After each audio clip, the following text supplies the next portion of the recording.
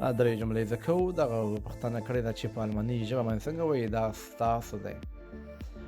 نو دا جمله په الماني ژبه داسې وایو دا ستا دی das ist deins das ist deins. که وایي دا ستا نه دی بیا په الماني ژبه دا جمله داسې وایو das ist nicht deins das ist nicht deins. که بیا موږ وایو دا د چا دی دا د چا دی دغه جمله تاسو په کمنټ کې ولیکئ څنګه ویل کېږي په الماني ژبه باندې.